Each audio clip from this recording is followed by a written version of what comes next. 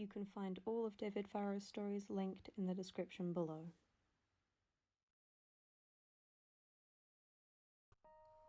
There's something funny about dusk in the Neverglades. Ever since I was a kid, I remember staring out of my bedroom window and watching the sun dip lower and lower in the sky. Until at last, it came to rest just behind Mount Palmer, and then it would stick there. For a solid half hour, the sun would refuse to set any further, as if it had hit some unbreakable barrier on the horizon. Sometimes, we wondered if it would just stop one day and leave us under an eternal sunset. But no matter how late it dawdled, there would always come a time when that sliver of light would slip below the mountain peaks, and night would finally sweep in around us, like it was supposed to. I'm in my 40s now, and even though the setting sun doesn't amaze me like it used to, I still find myself staring at it sometimes. Take tonight, for example. I strolled out into my backyard and found myself blinded by the little halo above the peaks of the distant mountains. Call me a poet, but it looked an awful lot like the yolk of a huge, molten egg. As the sun hovered in its usual spot, I got to work building a fire. I'd retained a thing or two from my years in the Boy Scouts, and it wasn't long before I had a little bed of flames burning in the fire pit. I blinked a few times. The sun had seared flashes of colour into my eyes, and pulled the inspector's card from my pocket. The light shimmered off its mirrored surface and threw rainbows across the lawn. Dubious, I flicked the card into the flames below. It caught right away, spitting purple sparks into the air, and letting out a faint hiss as it did so. When I looked up, the inspector was standing by our tool shed. A couple of months ago, his sudden appearance would have scared the shit out of me, but I'd seen a lot since the inspector had come to town, and these little magic tricks had long since ceased to faze me. "Inspector, how goes it?" The tall man, who wasn't really a man, squinted at me through his cigar smoke. His trench coat and grey fedora looked muted in the orange sunlight. "Mark, you burned the card. Is there an emergency? Another body, or a strange disappearance, maybe? I didn't pick anything up on my usual networks." "Well, you could say there's an emergency of sorts. My wife cooked a dinner for 5 people, and we only have 4 people to share it with." The inspector said nothing for what felt like a solid minute. His cigar smoke, a barometer for his ever-changing mood, had taken on a kind of acidic green. "I don't understand. There's no emergency, no trail of bodies to follow?" "Jesus, you're morbid." "Everything isn't always death and darkness, you know. It wouldn't hurt for you to lighten up every once in a while." "I still don't understand why you called me," the inspector said, frowning. His look of confusion was so convincingly human that I almost forgot he was an eldritch monstrosity from the world next door. I leaned down and picked his card out of the dying embers. The surface was streaked with a little ash, but otherwise it looked clean and whole again. "Just come inside, okay? I'd like you to meet my family." "So this is the famous federal agent," Ruth said, pulling a tray out of the oven. She eyed the 7-foot-something grey-skinned inspector with the usual amount of confusion, but her smile was warm, and I knew things would be okay here. Being a good host was in Ruth's DNA. "I'm still waiting on the pot roast, but please make yourself at home. There's a closet in the front hall if you want to drop off your jacket." "Thank you, but I'm quite alright," the inspector said in his gravelly voice. I noticed that his cigar had stopped spewing smoke, and in fact, the cigar itself seemed to have flickered out of existence when I wasn't looking. I knew it was still there, though. The inspector wasn't the inspector without it. I could barely make the thing out if I concentrated hard enough. "Thanks, hon," I said, giving her a kiss on the cheek. Then I gestured for the inspector to follow me into the dining room. Ruth and I had already laid out the plates and silverware, and I could hear Rory and Stephen arguing with each other through the ceiling, probably angry over some video game. The inspector took a graceful seat and stared down at the tablecloth, as if he'd never seen anything like it before. "Thanks for doing this. It's highly unusual, but I appreciate you thinking of me." I nodded, and the two of us fell into an awkward silence, broken only by the clatter of Ruth working in the kitchen. "I'm glad you're here, fighting this fight with us, because, we wouldn't stand a fucking chance without you, right? We'd be like ants waging war in a boot. This is the least I can do." The inspector nodded dimly, but didn't say anything. The boys had smelled the pot roast and were now wandering into the dining room, still bickering about quick scopes and hit points and other things that were surely outside the understanding of an old fart like me. They glanced at the inspector, but somehow seemed to find him less interesting than video games. They joined us at the table as Ruth walked in with a steaming platter of pot roast and green beans and mashed potatoes. And so we ate. Or at least the puny mortals at the table ate. The inspector would bring bits of food to his mouth, and the food would disappear, but I never saw him actually chew. Probably shoving it all into a pocket dimension or something. Thank God no one else seemed to notice.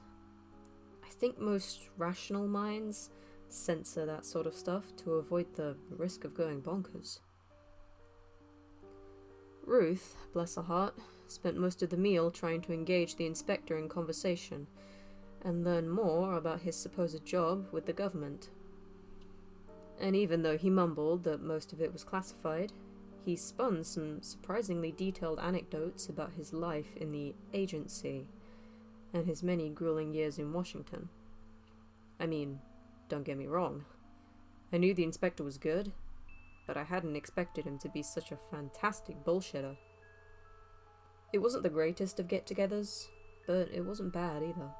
And eventually, the inspector settled into the closest thing he was going to get to comfortable. Even Rory and Stephen did their part to make him feel included, complimenting his fedora and passing him seconds on the pot roast. They tried to play it cool, but I knew they liked it when I brought co-workers over for dinner. The detective life isn't exactly glamorous, but to 12 and 16-year-old boys, it's the coolest thing on wheels. I was halfway into my green beans when the police radio on the counter crackled to life. "Pursuit on Bear Street," said the voice of the chief. "Suspect is tall, white, mid-30s. Name of John Whedon. Last spotted leaving the Hanging Rock around 5:30. All officers in the area converge on Bear Street immediately." "Oh shit!" Rory said through a mouthful of mashed potatoes. "Rory!" Ruth said in her warning voice. Rory's cheeks flushed and he hastily swallowed his food. "Sorry, Mum. It's just, they're finally gonna catch that son of a... that jerk." The inspector looked around the table, his brow furrowed, and I noticed he'd given up the pretense of eating his meal. A cigar was back in his mouth and he was chewing thoughtfully on the tip. "Turn on the TV. Maybe they got it on the news." Under other circumstances, I would never have left dinner half-eaten, but this was a big case, one of the biggest in years, and I could feel the buzz permeating the room. I got up and headed into the den.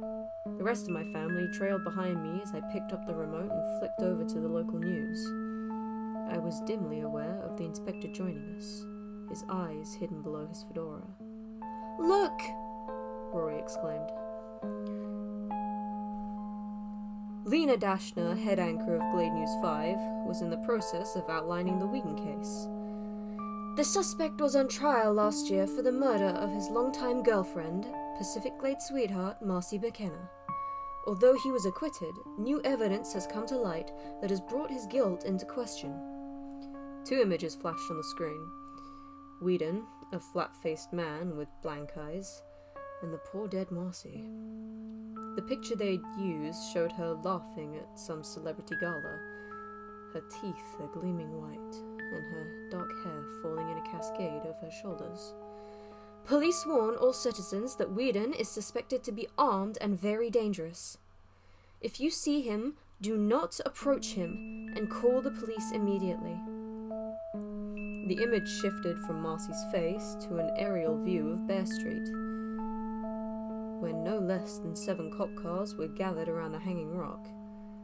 They looked like a group of flashing mechanical lions surrounding their prey. "They're finally gonna get that bastard!" Rory blurted. "Rory!" Ruth said again. "What? We all know he did it. It's about time he gets what's coming to him." I glanced at my oldest son. Stephen wasn't nearly as outspoken as Rory, but there was a hardness in his eyes, and I knew he agreed. We had all loved Marcy. No one had rested easily this past year knowing her killer had escaped justice. Honestly, it was about goddamn time for this arsehole to get his just desserts. "Mark," the inspector said quietly, "can I speak with you in the kitchen?" I tore my eyes away from the screen, where the squadron of cars had left the hanging rock and were now wailing down the length of Bear Street. "Sure." We met up by the kitchen counter, where the police radio still spat out details of the Whedon case. The inspector glared at the device, and it instantly went quiet. "This doesn't seem off to you?" "I'm not sure what you mean." The inspector frowned. "That police report said John Whedon was accused of murdering Marcy McKenna sometime last year. But Marcy is still alive. Or at least, she was 2 weeks ago. We spoke to her. Don't you remember? At the radio station, when we were working our last case." "You must be thinking of someone else. You weren't here when it happened, Inspector, but the McKenna case was big news last year. It was like JFK big for us. I think we all remember where we were when we heard what happened." I lowered my voice and looked warily towards the den. "He stabbed her 37 times, Inspector, with a pair of scissors. They almost couldn't recognize her when they found the body." "I'm not mistaken," the inspector said with a touch of irritation. "It was the same name, the same face. Do you really not remember?" I tried to think back to the earlier case, to picture the woman we talked to at the radio station, but I only got as far as the hallway full of doors. Everything past that made my head ache, like the throbbing of a potential migraine. And I shook my head. "I'm sorry, but my memory's fuzzy. I think I would remember talking to a dead person, though." "Something strange is going on here," the inspector murmured, mostly to himself. "A thought spectre, a doppelganger. But that doesn't explain your memory lapse." He began to pace the kitchen. "This is going to require some further investigation, I think." Lena Dashner was still talking about the Whedon case in the other room, and a dim part of me registered that as being weird. This was a big story, sure, but wouldn't she have moved on by now? And yet another, stronger part of me wanted her to keep going. I wanted to hear every detail of the chase, to watch as the police drew closer and closer to the fugitive, their lights flashing, their sirens blaring a warning across the Neverglades. Hell, I even wanted to be on the scene when they caught him. My fingers twitched, and I was struck with a sudden urge to jump in the car and join the hunt. An urge I did my best to suppress. For the record, I think this is a wild goose chase.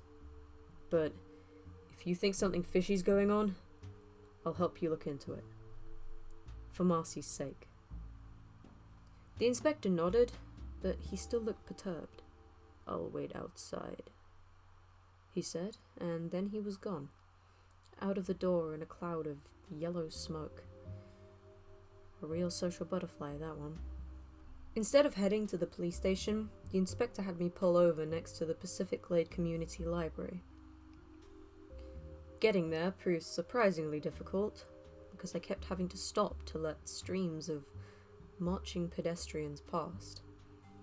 They were swarming into the streets, most of them clutching blunt objects of some kind. I saw a lot of baseball bats and golf clubs, and the occasional weed whacker. At one point, I was waiting at an intersection for 5 minutes for the wave of walkers to let up. "What on earth are they doing?" the inspector asked. "It's Whedon. Gotta be. He made a lot of people really angry, and now that he's being chased by the police, I think their tempers finally boiled over. They want to find him first." I paused as a burly man wandered past the windshield, clutching what was clearly a rusty axe. The inspector and I watched him as he lumbered down the street and disappeared around the corner. "This is insane. I can understand people being angry. This is a witch hunt. I think they truly intend to kill him." I said nothing. Murder wasn't at the top of my list, of course, but I wanted Whedon punished as much as the next guy. And even though I was hardly going to take to the streets about it, I understood the impulse. People could only take so much injustice before they snapped. The library parking lot was almost empty when we finally got there. I unbuckled and made a move to open the driver's door, but the inspector held me back. "I have a feeling we may need to leave quickly, so keep the car running. I won't be long." "Okay," I said warily, but he was already gone. I watched as he swept up the front steps and slipped through the front entrance. I'll be honest, I wasn't totally sold on this plan. The place would only be open for another hour or so, and I wasn't sure what he was expecting to find there anyway. Plus, the longer we idled here, the more time we were giving Whedon to get away. I turned my eyes to the street and stared at the line of protesters as they passed. They marched with such purpose, such conviction, and I was struck by a sudden powerful impulse to leave the inspector here and join the chase. My foot hovered above the gas pedal. It would be so easy to let it fall, to go tearing down the streets after the most hated man in the glade. But my thoughts were interrupted by the sudden reappearance of the inspector in the passenger seat. His brow was furrowed darkly, and the smoke issuing from his cigar curled around his ears in purple spirals. "You said that the Marcy McKenna case was the big news story of the past year." I nodded. "Then explain to me why I can't find a single newspaper article about the murder or the subsequent trial." "That can't be possible," I said, frowning. "I remember waking up to the headline, 'Local celebrity brutally murdered.' The newspapers had a field day with that one. Everywhere you went, people were reading about the case. I don't know how, but you must have missed something, Inspector." He visibly bristled. "I promise you, I haven't. And another thing, you say Marcy was a local celebrity. Can you tell me what she was famous for?" God, I forgot how culturally illiterate you must be. Marcy did everything. She was Pacific Glade's big breakout. She had a major role in Twin Peaks back in the 90s, and she did a lot of stuff on Broadway when her career really took off. She did charities and benefit shows and even shook hands with the president. She'd just come back to the Glade for a movie tour when she was murdered.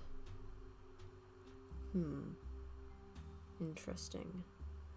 Because when I ran a search for Marcy McKenna online, I didn't find anybody matching that description. There are a few people who share her name, of course. some of whom are moderately successful by human standards, but not Marcy herself. You'd think such a household name would be easy to find. What? None of this made any sense. I clearly remember watching her in Twin Peaks. She was one of Laura Palmer's friends from school, had a season-long character arc and everything. There was a huge backlash when the network killed her off. Not that that means anything to you, of course. There is no Marcy McKenna credited in Twin Peaks. There is no Marcy McKenna on Broadway either. And there is no record that Marcy McKenna was ever murdered in Pacific Glade. What are you saying? I'm saying everyone in this town remembers a murder that never happened. They remember a celebrity who never was. There's no evidence that any crime ever occurred except your own memories of the event. And memories are malleable things. This is fucking absurd, I blurted, feeling suddenly angry. You're telling me that the entire Glade has it wrong? That this whole thing is just a figment of our imaginations? I find it really fucking hard to believe that we are all sharing the same hallucination. 2 weeks ago, the dead were rising. Compared to what we've seen so far, this is hardly an unusual case. I don't believe you, I said. It was hot-headed of me, granted, but I was seething inside for reasons I couldn't quite define. I'm not gonna let you shit all over Marcy's memory. The inspector moved faster than my eyes could track, and suddenly his hand was on my forehead, his ashen skin cold against mine. The rage I'd been feeling melted away like an icicle in the hot sun. As the inspector withdrew his hand, I felt stirrings of the anger come back, but they were faint, subdued in a way that didn't quite feel real. The emotion was artificial. It hadn't come from inside me. What the hell is going on here? I asked quietly. I don't know, but I intend to find out. Does Marcy have a house here in town?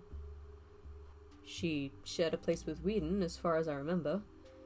A ritzy place overlooking Catamount State Forest, but, as you've so helpfully pointed out, my memory's not exactly what it used to be.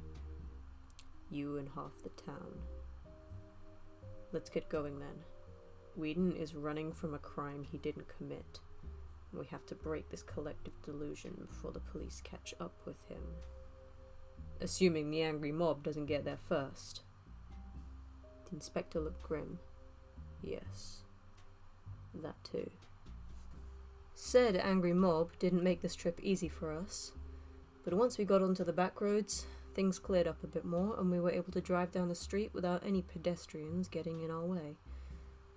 The sun still stubbornly refused to set, so our way was lit from behind by a swath of brilliant orange light. My cruiser cast an elongated shadow onto the road in front of us. The sunlight grew scarce as we entered Catamount State Forest, and the shadows of 1,000 scraggly trees brushed against our own, creating a patchwork pattern. We rocketed through the woods, climbing higher and higher, the trees giving way to clearings with picnic tables and fire pits, until at last we rounded a corner and found ourselves face to face with Marcy McKenna's old house.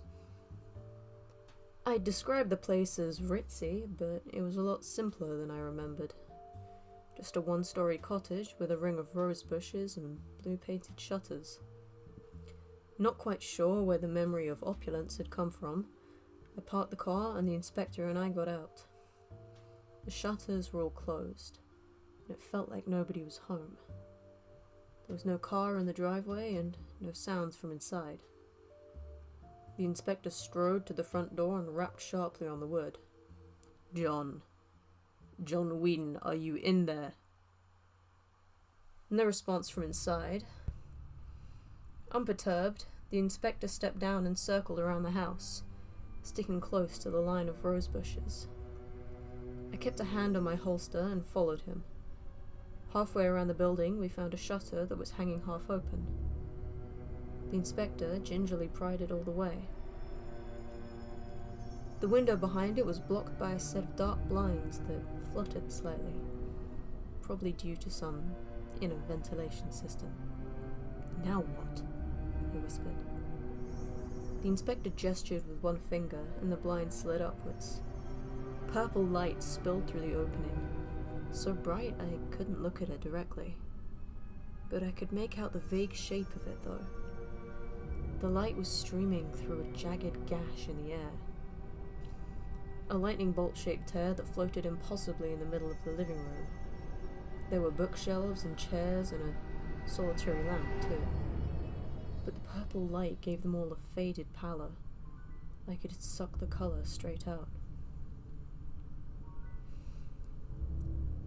The glow was so overwhelming that I almost didn't see the person standing directly behind it.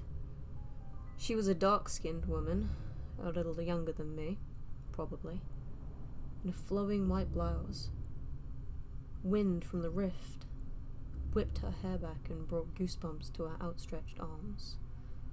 Her eyes were wide but vacant, and the light flickered in them like dots of purple fire. I recognized her at once. It was Marcy McKenna. "She's alive?" I croaked. The inspector shot me a withering look and dropped the blinds again. "I'm not the type to say I told you so, Mark. Honestly, what did you expect?" "Not that," he said, pointing at the window. "Jesus, I saw the crime photos after her murder, and I still have nightmares about her hacked-up face. I remember attending the funeral and watching her father break down sobbing in the middle of his speech. These things are real. Don't you get it? I don't care if that really is Marcy or me. My memory tells me she's dead. And if I can't trust my own brain, what else do I have? You have me." He strode to the front door, reared back and smashed through the frame like a mighty kick. I watched numbly as the door teetered on its broken hinges and went crashing into the foyer. I was still too in shock to move, but the inspector strode inside on those silent footsteps of his. His trench coat billowed out behind him. The inspector clearly didn't care about trivial human things like laws and property lines. But I did. And god damn it, I couldn't just keep breaking into people's houses. Not even if the occupants of said houses were supposed to be dead. It took some serious effort to get my feet moving. Move them I did. And before long, I was climbing over the busted door and into the front hall of Marcy's house. I caught a whiff of the inspector's cigar. It had a pungent, earthy smell, and traced it to the man himself, in the room where I was. He stood in the threshold and stared at the anomaly. It was even brighter in here than it was outside, and I could hear faint whispers for the first time. Guttural words in some unknown language floating out of the night. Marcy's shadow stood between us and the light. Though stood isn't quite the right word. Her bare feet hovered a solid 3 inches above the carpet.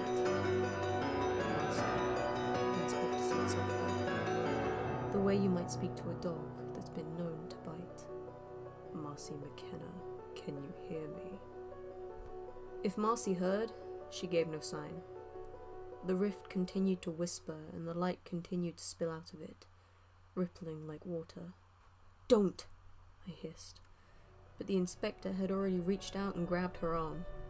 His grip was light, but her reaction was immediate and violent. She arched her back and let out a shriek that shook the glass in the windows. The waves of light took on a sharp, jagged quality and began to fire out of the rift like bullets. I ducked behind the closest bookshelf and winced as the light slammed solidly against the wood. The inspector was caught in the middle of the maelstrom, but he refused to let go of Marcy's arm. The light bullets ripped through his grey skin and left little puckered scars that drew no blood. Now Marcy was flailing, swinging her arms in an effort to break free, but the inspector's grip had tightened like a vice. He dragged her struggling, floating body away from the rift and into the front hallway. "The door, Mark!" he shouted. "Get the door!" I darted out from my cover and ducked as a bolt of light whizzed across my scalp. If those things could cut holes in the inspector, I didn't want to think of how badly they would hurt a fragile little human like me. I ran into the hallway, gripped the door frame, and slammed it shut behind me. The light continued to pound against the other side, but didn't break through. Marcy had stopped flailing, and she wasn't floating anymore either. Cutting her off from the light seemed to have calmed her down. The inspector loosened his hold, but continued to keep her at arm's length. "Can you hear me, Marcy?" he asked in that same soft voice. "Do you know where you are?" She raised her eyes to him, and I saw a glimmer of that purple light still embedded there, like a tiny jewel in each of her irises. She looked between the two of us like a sleeper coming out of a deep dream. Groaning, she lifted a hand and rubbed it against her temple. "I'm in my house," she mumbled. What are you doing here? Did you break in?" "We only wanted to save you. We saw you were in danger and came inside to help." I couldn't say a word. My tongue had glued itself to the roof of my mouth. Talking with her was like talking to a ghost. She was here. She was right in front of me. But a part of my brain that seemed just as sane and rational insisted that she was buried 2 miles away in Locklear Cemetery. I lifted a hand as if to touch her, but couldn't bring myself to do it. The paradox was already straining my mind, and I was afraid something critical would snap if I made physical contact with her. "The whole town thinks you're dead, Marcy. They're marching in the streets to find your killer. Why are they doing that? Don't they know you're here, that you're alive and safe?" Awareness was coming back into Marcy's eyes, a cold soberness falling over her entire body. Her arm went limp in the inspector's grip. She looked at him, then at me, the purple light flashing in her corneas. She didn't smile, and suddenly I was struck with a memory. Swimming in the lake as a young boy, sinking deep, far too deep, kicking my legs in every direction as I tried to rise back to the surface, but even the sun was dark down here, and I couldn't see which way was up. I couldn't hold my breath, and blackness swept over me as pressure squeezed my lungs. It was my memory, but it wasn't at the same time. Even though I could distinctly remember that afternoon at the lake, I was aware, somehow, that Marcy had implanted it in my head, just like the surge of anger that I'd felt at the inspector earlier. It was inside of me, but it had come from outside me. The real question is, if the whole town thinks I'm dead, then what the hell are you two doing here? The inspector stiffened. Something dark had come into Marcy's voice, a bitterness that I didn't like one bit. She looked at the inspector's hand as if it was some sort of alien tentacle, but didn't try breaking free again. "Is it you? Are you the one giving people these false memories?" Marcy glared at him. The jewels of light spun in her eyes, and I got the sense that she was trying to broadcast some sort of nightmare into the inspector's brain. But if it worked, he didn't show it. He chewed the end of his cigar and blew a pink smoke ring down the hall. "So you effectively faked your own death. You turned yourself into a star and John into a pariah. But why? Why go to such extremes?" In response, Marcy grabbed her arm and yanked back the sleeve of her blouse. The skin of her forearm was lined with thin horizontal scars, Some of them looked sore and fresh, and I was struck with another memory that wasn't my own. Dragging a razor blade across my skin, cutting ribbons into the flesh. The memory of the pain made my arm throb. Because John is an abusive fuck who deserves every second of this. Because he brought me so low that I mutilated myself for him. Because I can't hit back, but this town can hit back for me. I made them love me, I can make them kill for me too. All it takes is one person to throw the first stone. I felt chills run down my arms. The inspector stared at her for a few long seconds, then pulled me aside so we could speak privately. He kept one eye on Marcy as he did so. She remained in her crouched position, in no apparent hurry to go anywhere. I'm the only one who stands any chance of closing that rift. You need to head back into town and contain the mob before they kill John. How? Christ, Inspector, there's so many of them. And I'm just one guy. How can I change their minds? I can't exactly tell them Marcy's alive. I'm looking at her right now and I still don't quite believe it. Listen to me. She may be controlling their thoughts and memories, but she can't control their actions. Every choice they make is still a choice. If you appeal to their better nature, convince them that they're above such pointless violence, you might stall them for long enough for me to do what needs to be done here. No one has to throw any stones today. What needs to be done? I repeated. I looked past him at Marcy's slouching form, her eyes dark and wary. If we play our cards right, everybody survives the night.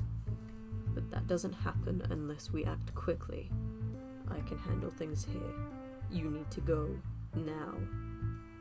My mind was on edge, and I was pretty sure it had nothing to do with Marcy's mojo. This anxiety was 100% homebrewed Hannigan. But I didn't let it keep me from moving. I left the inspector in the hallway, ran back to my cruiser, and revved the engine.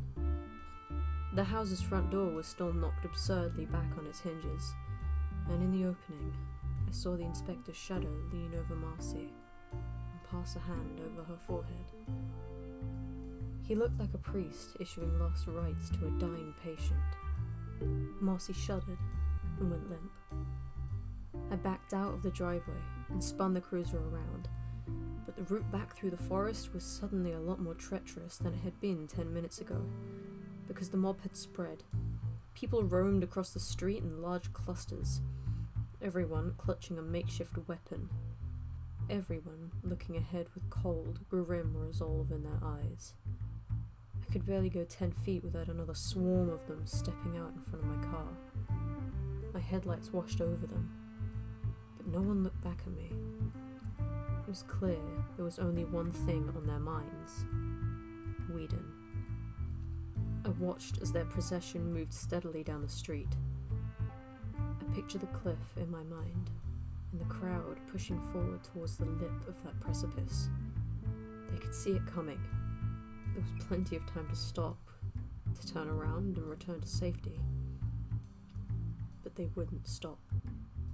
They would fling themselves gladly over the edge, smiling as they plummeted to the bottom. How could I talk that many people back from the edge?